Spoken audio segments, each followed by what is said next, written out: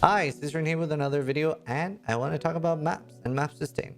So we're going to just dive right into it. The Atlas has changed quite a bit.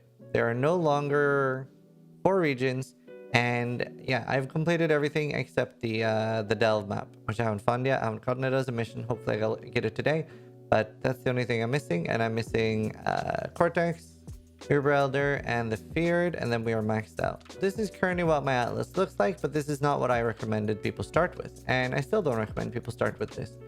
Early on, I rushed up to Commissioned Officer, and then I took Essences, then more Essences, and then more Essences. That's just very, very nice early game to get. You get so many Essences for crafting. After that, shaping the mountain, shaping the skies, and shaping the seas, because map sustain early is pretty rough. After that, I took Harvest, but honestly, taking Harbingers is really, really nice as well, especially having all these 3 here. Harbingers, they're not that insane for currency, but they are very good for map sustain and just extra density in the map in general. It's very noticeable. I'm also currently experimenting with all the strongbox nodes. They're really nice. Quite enjoying those. They definitely add up to density as well. And the last thing I took, I've taken the boss nodes here, and also both these triangles. So an important thing to notice here is that influenced monster packs have 5% increased pack size, but they stack. Even though this one, like these are for their own regions, but all the 4 small nodes affect both regions. So if I'm farming blue, it's like I'm getting an extra 20 pack size. So my packs are huge now, and it's very, very nice. Sustain is pretty hard at some points of the Atlas, and I want to talk a little bit about some sustain. I want to talk a little bit about different things, especially we'll start without void stones. So this is what the Atlas looks normally. Now you can go from tier 1 to tier 16 in one go. You don't need to kill any boss. And the new bosses, the first time you kill them, and I'll put out some boss guides on them, but they're very easy to kill the first time, and that's quite nice. I want to show you guys how to unlock some maps. So let's start with some early ones, and one I have a lot of. So I have 12 museums here, right? And let's say that I'm unlocking tier 3 map. If I search for museum, you see that museum is here. Now I'm going to show you guys something really, really important. And I did make a video about this before, but people were a little unsure if it was going to work the way I said it was. It did. You see here we have lava chamber, estuary, toxic sewer, mineral pools, beach, almost said breach, moon temple, coliseum, and necropolis. Now with these museum maps, I can get every single map here. We'll neatly stack them so it looks better, but these 3 will always sell for a necropolis.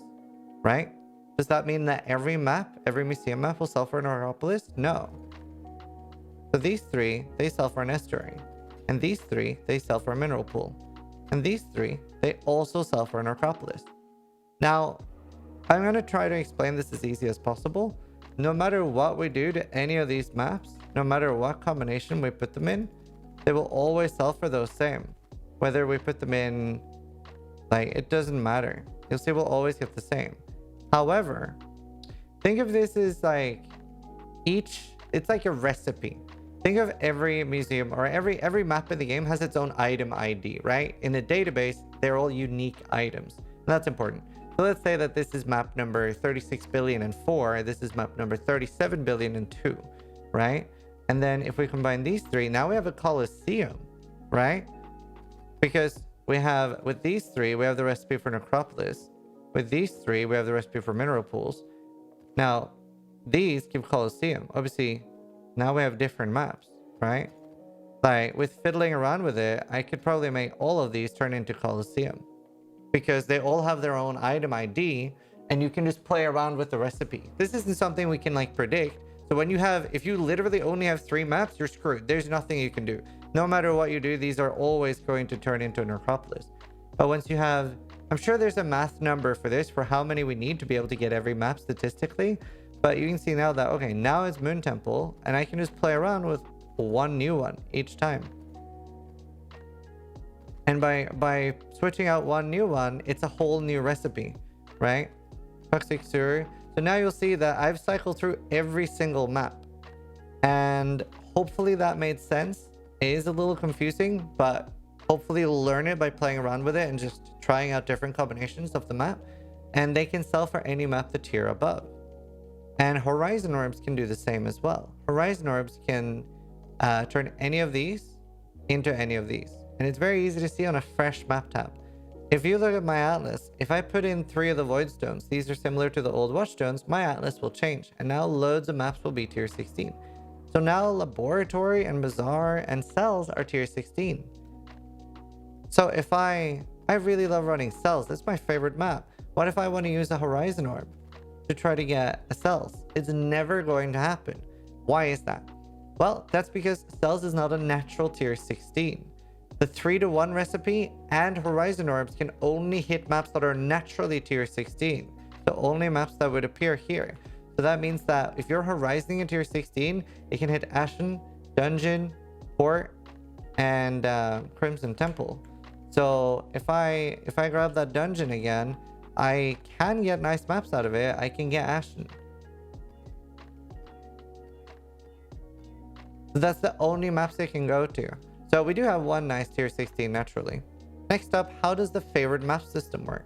So especially once we have a lot of maps, it changes their atlas. And we now have a bunch of tier 16s. Now when a tier 16 drops, it's going to be like, which one of these are going to drop? And I'll explain with a plain atlas first because that's easier. And I'm going to flashbang you with my notepad. So we have Ashenwood, Crimson Temple, Dungeon, Port. That's the only 4 tier 16s. So at this stage, if I favorite Ashenwood, it's going to look like this.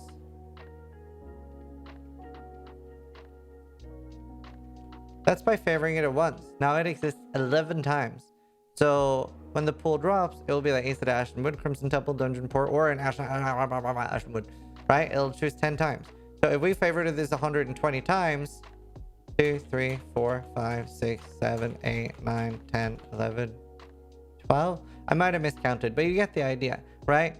It's going to be a very, very small chance that it gives you a Crimson Temple, a Dungeon, or a Port. And this can become very needed when we have 4 Watchstones in, because now we're competing for the entire Atlas, right? So then you want to start thinking about favoriting the same map a lot amount of same times. Whereas when they're all spread out in different tiers, like early, then there's nothing wrong with having 1 or 2 grottos, 1 or 2 stagnation. Maybe you're a stagnation fan. And it also helps to have this node. Maps found in the Atlas have a 25% increased chance to be favored maps. When you have all void stones in and every map is tier 16 as well, you are building map equity. Like any map that would drop a tier 15 to 1 will instead add map equity. And I think it's like once you would have dropped 3 tier 15s, it'll force drop a tier 16 instead. I can't remember the exact map equity stuff. It's very complicated. You kind of need to be Carvaro school.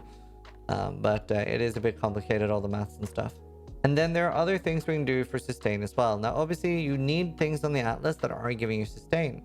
So you have strong boxes. You can have rare monsters if you'd like. Obviously, the map nodes themselves, harbingers, and everything like that will really, really add. And other than that, you are getting a large amount of Scarabs. So operative strongbox is giving me a large amount of Scarabs. And on top of that, you have the new altars. There are blue new altars from the League mechanic, and sometimes it'll give you the option of 1% chance for an Eldritch monster to drop a Scarab.